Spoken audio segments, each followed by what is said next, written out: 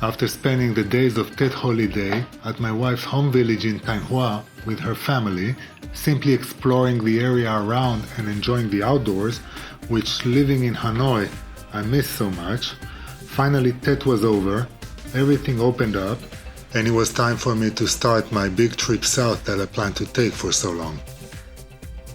So early in the morning, as the local farmers traditionally start planting the rice after Tet, I put my backpack on my motorbike and finally hit the open road.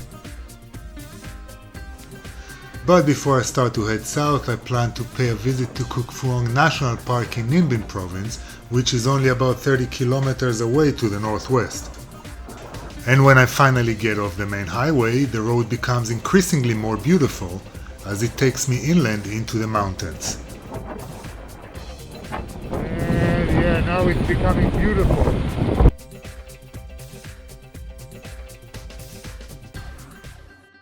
$50,000 per person, yeah. For both? No, for each one. person per center. One ticket. Okay. This is the way to a monkey center. My first stop at the park is the Endangered Primate Rescue Center.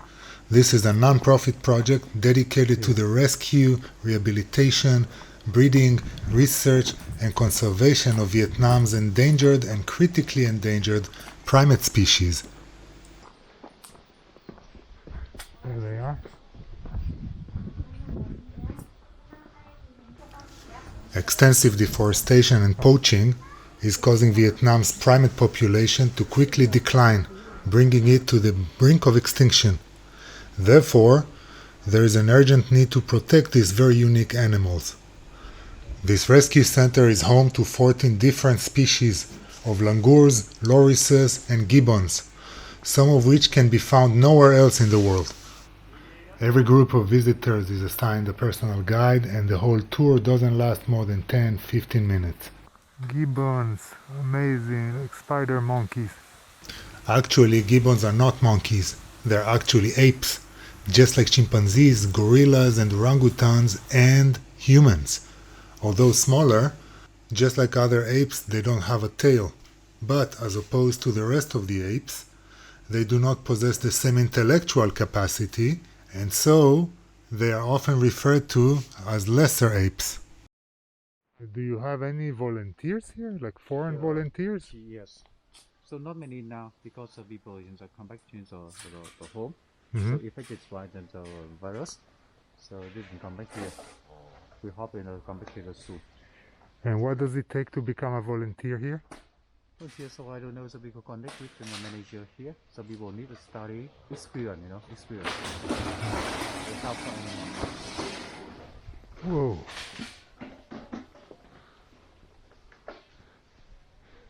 Can I come and be a volunteer? You check in the website. So connect with the manager. We don't know.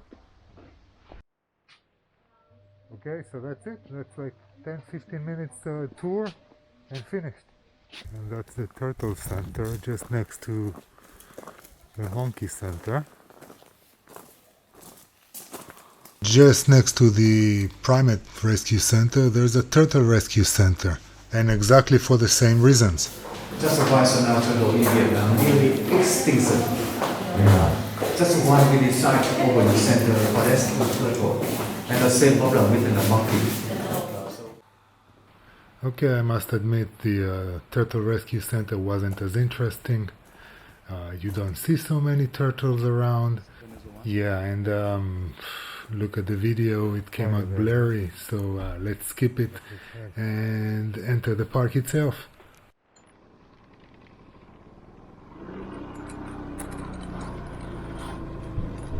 So after the turtle and the monkeys conservation centers, enter inside the national park to see some nature.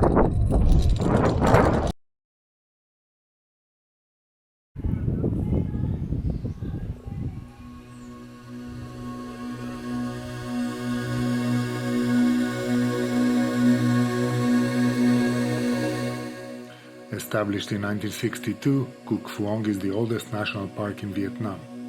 Covered in dense forest, this lush jungle in between the mountainous landscape forms supposedly the habitat of some of Asia's rarest animal and plant species. I say supposedly because in your visit you're not likely to see anything bigger than a butterfly, which you're likely to see in the thousands between April and May. If you stay long enough, you might see some birds on your hike, but most of the big animals are sadly enough nearly extinct.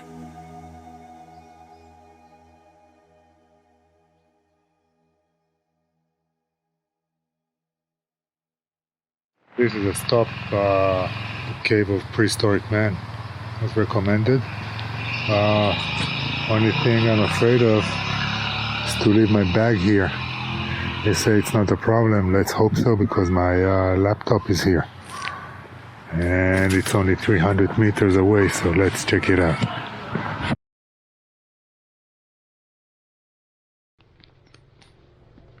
So about 7,500 years ago, ancient hunter-gatherers used to live in the forest here and stay in the mountain caves in the area.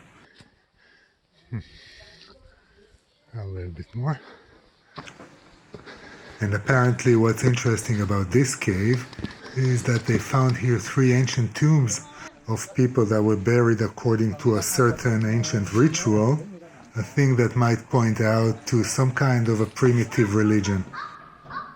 Okay, nothing too special, but it is an ancient cave of prehistoric man.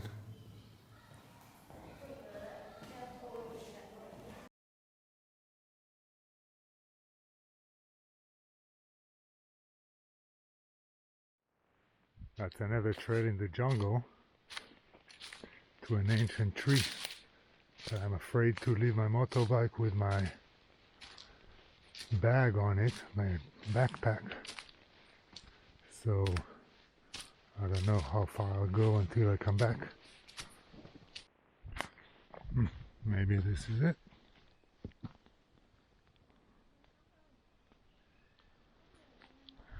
Let's see. The trail keeps on going.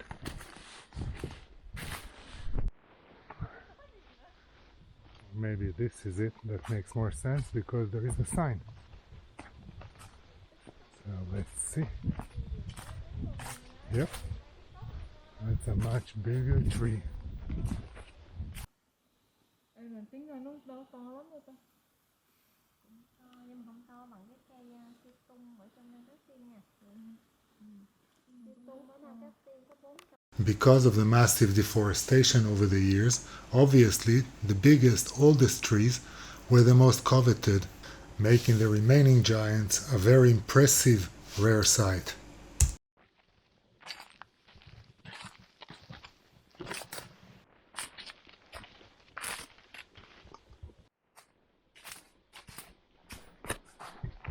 So I'm getting back to the road, and so hot with the coat, but let's hope the motorbike, yes, the motorbike is still here, the backpack is still here. So after a short drive, I stop and enter the jungle again. No particular reason. So I'm walking in the jungle, afraid to go too far away, not to leave my backpack all alone. There is one more trail, 3 kilometers there, 3 kilometers back, which is supposed to be pretty popular, but I will not do it. It's also starting to get late. Now listen to this. The jungle is pretty empty. I'm looking for animals, nothing, hardly hear any birds even. And that's not surprising, because in between illegal poaching and illegal trade of endangered species, the jungles of Vietnam become empty of wildlife, except for insects and some birds, and the big mammals are pretty much all gone.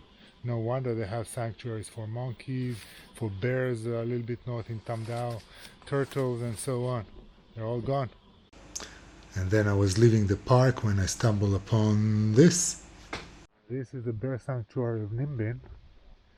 That's not too far away from Cuc-Phuong. I just stumbled upon it by mistake, and I took the not guided tour just on the skywalk. Having spent years and years trapped in dark, narrow cages in appalling conditions in order to tap their bile for traditional medicine, the Ninh-Binh Bear Sanctuary finally offers a peaceful oasis for former bile bears. There are around 30 bears at the moment in the sanctuary that can roam around freely and safely and receive adequate food and medical attention.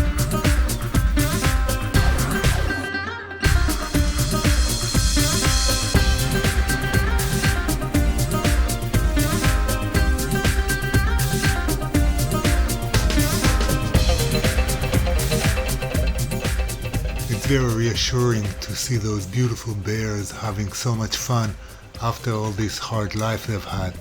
But it's getting late and there is another place I want to see today, and it's 25 kilometers away. I'm arriving at the remains of Ho Dynasty citadel. Ho Dynasty was a very short-lived dynasty that ruled over North Vietnam, Dai Viet Kingdom, for only 7 years at the beginning of the 15th century. During its reign, Dai Viet was conquered by the Chinese Ming dynasty, who were eventually driven out by Le Loi, the founder of Le Dynasty, some 20 years later. When reading about the rebellion, that's when I first heard about Ho Citadel and decided to go and visit the place when I get a chance to. I know that nothing much is left of the citadel and the imperial palace today, but I still wanted to come and visit the place, especially since it was built according to the Feng Shui principles of Neo-Confucianism that were flowering in Vietnam at that time, and thus was built in a location of great scenic beauty on an axis between the mountains and the river. Moreover, the royal palace in Hanoi was built according to the same principles, but today the area is so densely populated that you have to imagine really hard what it used to look like before, and visiting here helps me imagine what Hanoi used to look like in its greener and cleaner past. Today there is really nothing much left of the citadel and the royal palace. Most notable is the massive southern gate and one smaller gate on every other side of the destroyed wall. The whole area is covered with rice fields. So after a short visit, it was starting to get dark and I headed to the adjacent town, Vinh Lop, to find a place to stay for the night. Coming up in the next episode, Day 2, we will start the day at an old temple next to Vinh Lop, continue to visit the city of Thanh-Hoa, and finish the day at the beach town of Samson. Stay tuned and don't forget to like and subscribe so you don't miss out on the upcoming adventures of Road Trip from Hanoi to Da Nang.